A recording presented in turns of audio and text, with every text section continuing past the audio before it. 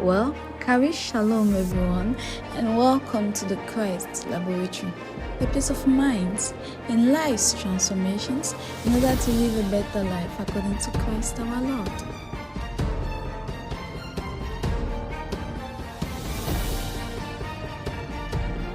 Marie Shalom, grâce et paix à vous au nom de notre Seigneur Jésus-Christ. Bienvenue au laboratoire de Christ, au frère Raphaël, qui vous entretient sur qui est Jésus-Christ. Précédemment, je parlais de Jésus comme étant la porte. Dans Jean chapitre 10, on nous dit qu'il est la porte des brebis. Ça veut dire que, et quand on parle de la porte, c'est cette chose-là par laquelle on doit passer pour se retrouver dans la bergerie. Et la Bible nous fait comprendre que cette porte, c'est Jésus. Pour faire partie de la famille de Jésus, il faut passer par lui.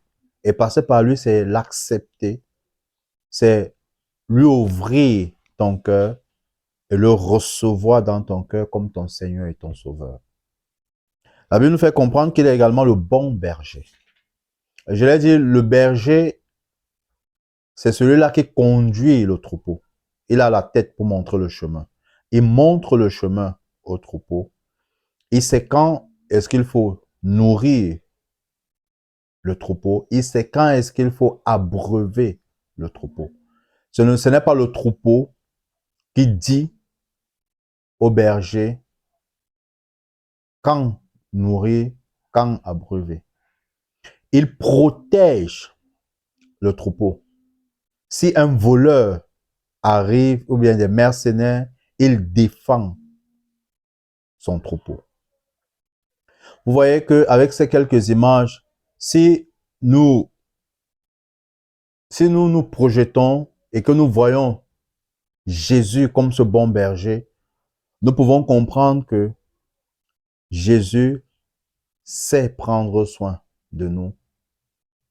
Pas ce que nous voulons, mais ce que lui, il veut. Il sait quand nous nourrir, il sait quand nous abreuver, il sait quand nous défendre, et il sera toujours là pour nous. Rappelez-vous, il a dit que si une seule de ses brebis s'égare, il laisse, parmi les 100 qu'il a, il laisse les 99 et il va chercher celle qui s'égare pour la ramener dans la bergerie. Quel bon berger! Jésus-Christ est le bon berger. Dans Jean chapitre 8, verset 12, il nous fait comprendre qu'il est la lumière du monde.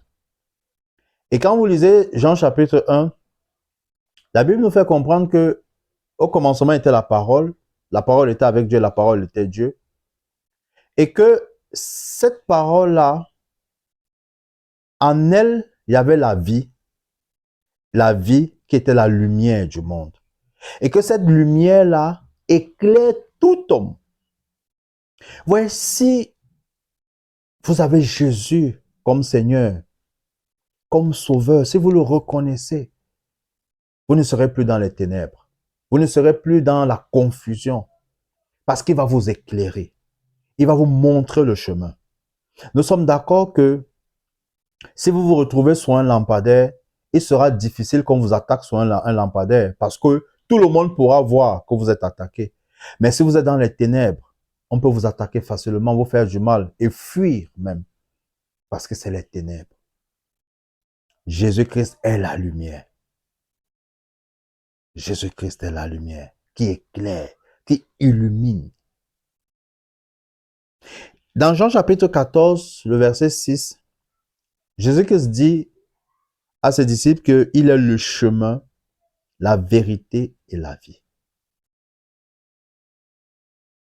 Dans Jean chapitre 1, nous voyons, la Bible dit que Jésus-Christ est plein de grâce et de vérité.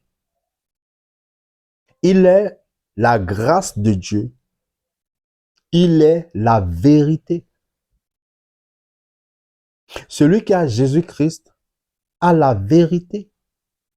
Celui qui a Jésus-Christ a la vie. Selon 1 Jean chapitre 5, verset 10 au verset 12, verset 13 également. Verset 13 qui nous dit, je vous ai écrit afin que vous sachiez que vous avez la vie éternelle, vous qui croyez au nom du Fils de Dieu. Maintenant, le chemin. Le chemin, donc il est la route. À l'époque de l'apôtre Paul, dans les Actes des Apôtres, on appelait le chemin de Jésus encore, ou alors ceux qui appartenaient à Jésus, l'enseignement qui était donné, on parlait de la voie. La voie. Jésus est la voie, il est le chemin pour connaître Dieu. Regardons un passage. 1 Jean chapitre 5. Nous allons un peu nous attarder sur ce passage-là. 1 Jean chapitre 5, le verset 20. Parce que Jésus-Christ étant le chemin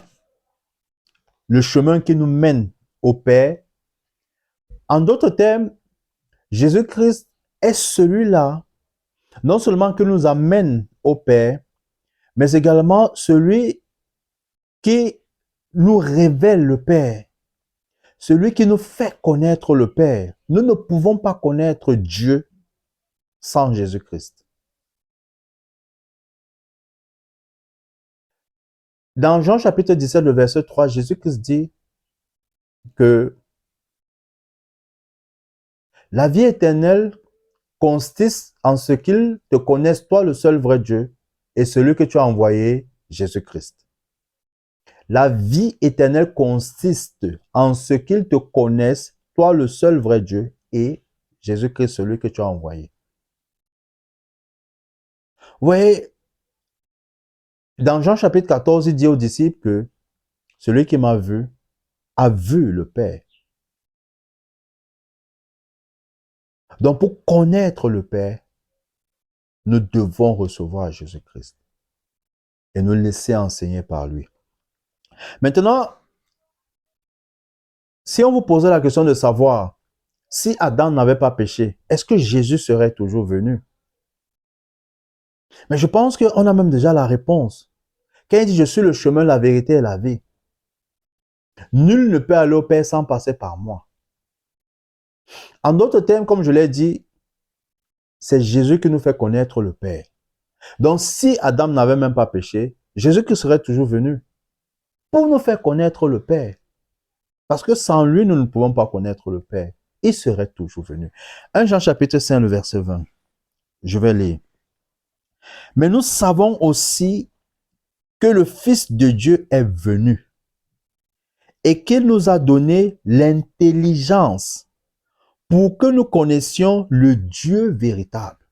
Ouais, ça c'est l'apôtre Jean qui parle.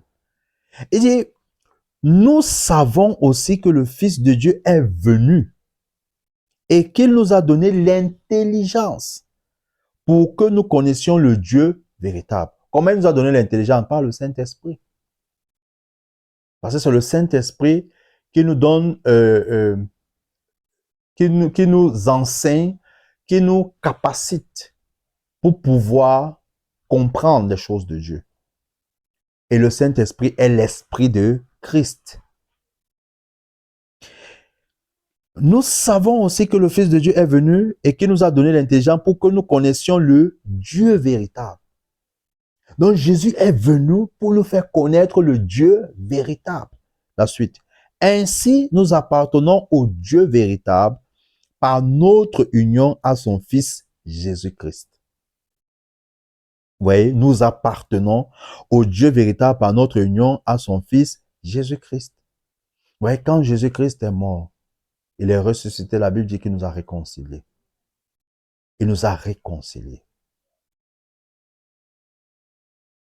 Même dans Jean chapitre 17, quand il fait la prière à son Père, il dit que de la même façon que toi et moi, nous sommes un, que ceux-ci également soient un. Eux en moi en eux, et toi en moi. Vous voyez?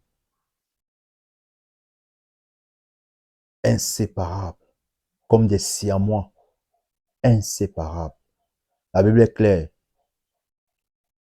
Celui qui est uni à Christ est un seul corps, un seul esprit, celui qui est uni à Christ. Il ne forme qu'un seul. Et rappelez-vous dans le livre de la Genèse, il dit que personne ne sépare ce que Dieu a uni. Parce que Jésus-Christ nous a unis à son Père.